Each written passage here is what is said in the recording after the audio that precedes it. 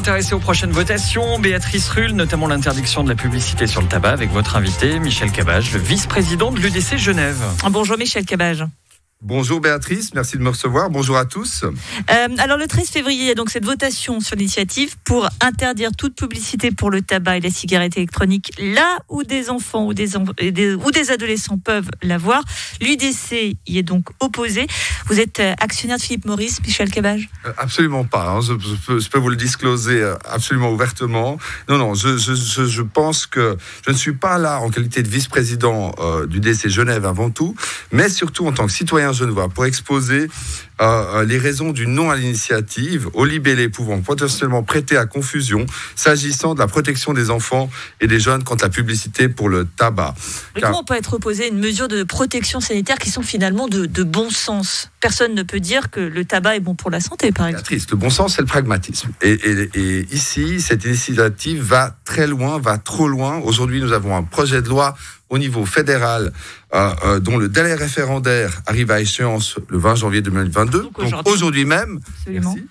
Merci. Donc les mesures qui visent à protéger justement les jeunes contre la publicité du tabac sont là. Je pense qu'il faut leur laisser une chance aujourd'hui, il faut avoir un petit peu de retenue, plus de recul justement sur l'application de cette nouvelle loi fédérale, et puis faire preuve de pragmatisme, car... On va s'arrêter juste sur cette nouvelle loi. Elle interdit donc la publicité dans les bâtiments, les transports publics notamment. Oui. C'est déjà le cas à Genève. In fine, cette loi s'applique déjà ici. Donc être favorable à cette loi, c'est finalement être favorable à un statu quo. Quelque part, en effet, pour Genève, la problématique dans les autres cantons est différente, car la protection contre la publicité sur les produits du tabac est une matière plutôt d'ordre cantonal. Il y a ici de nombreuses disparités. Effectivement, Genève est en avance là-dessus, avec cet arsenal qui sera quand même législatif, qui protégera quand même les jeunes au niveau fédéral. On aura une protection supplémentaire assurément, car cette loi fédérale vise l'interdiction de la publicité sur le tabac pour les mineurs d'une manière absolue. Il y a également d'autres mesures plus détaillées dans cette loi fédérale qui nous permettront d'avoir un plus assurément au niveau fédéral sur cette question de protection. Avec cette initiative, il y a notamment donc ce qui est ciblé, c'est clairement cette publicité. On le sait, ça joue un rôle très important dans le fait de commencer à fumer, parce que ça rend la publicité. Alors j'utilisais un nom très années 80, mais très cool. Les jeunes qui m'écoutent doivent me trouver complètement dépassée, mais bref. Et donc cette initiative veut notamment interdire la publicité là où les jeunes peuvent y avoir accès, notamment les journaux gratuits. Et c'est vrai que actuellement, la loi ne concerne pas cette mesure-là, et c'est vrai qu'effectivement, ça peut être un vecteur pour ces jeunes pour commencer s'ils y ont accès. Pourquoi y être opposé là aussi ? Alors, car c'est pas une loi qui protège les jeunes contre la publicité du tabac. C'est une loi l'initiative.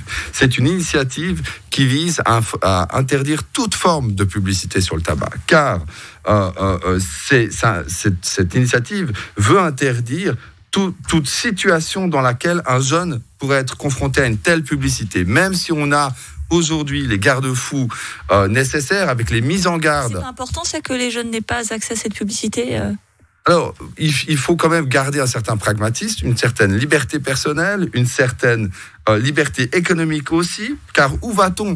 Est-ce que demain, si aujourd'hui on interdit toute publicité sur le tabac, est-ce qu'on va pas interdire la publicité pour la longeole, car elle est trop grasse, le cardon, car il consomme trop d'eau ? Vous conviendrez que les cas de concert pour mangeage de longeole excessive sont quand même plus rares que pour la cigarette. Alors, venons-en au vin genevois, car elle dépasse bien souvent 10 degrés d'alcool. Quelles seront les prochaines victimes, Béatrice ? On pourra vous touchez quelque chose, là, justement. Vous parlez du vin, qui est aussi considéré d'ailleurs comme une drogue dure par les addictologues.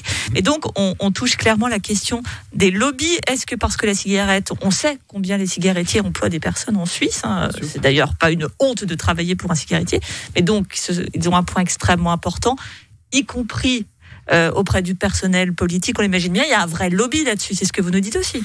Écoutez, l'industrie du tabac concerne en Suisse environ 11 500 emplois, 6,3 milliards de francs de valeur ajoutée. Philippe Écoute, Maurice. 5,6 milliards de francs par année à la Société pour les frais de santé aussi. Alors, assurément, et c'est vraiment la préoccupation primaire de l'Office fédéral de la santé publique, du Conseil fédéral et du Parlement, qui ont proposé cette nouvelle loi fédérale, qui est un contre-projet indirect satisfaisant à cette initiative. Parce qu'à terme, on ne pourra plus que faire de la publicité pour les salades, si on continue comme ça. Mais justement, pour terminer, Michel Cabage, est-ce que on peut faire de la publicité pour le tabac comme pour n'importe quel produit finalement? C'est ça la vraie question qu'il y a derrière cette Alors initiative. absolument pas. On ne peut pas le faire aujourd'hui. On va avoir des mesures avec l'entrée en vigueur de cette nouvelle loi fédérale qui vont être nettement plus coercitives. Mais il y aurait toujours de la publicité.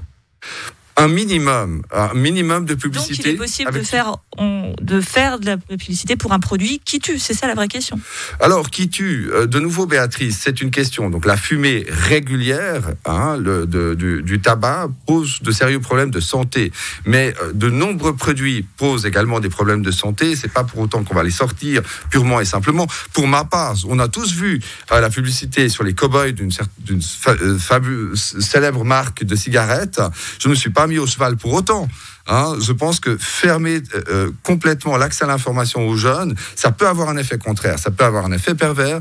Les jeunes ont envie de braver les interdits. Si on veut leur interdire l'accès à l'information, ils le feront. Et au contraire, ce sera d'autant plus intéressant pour eux. On oublie parfois que le mieux peut être l'ennemi du bien.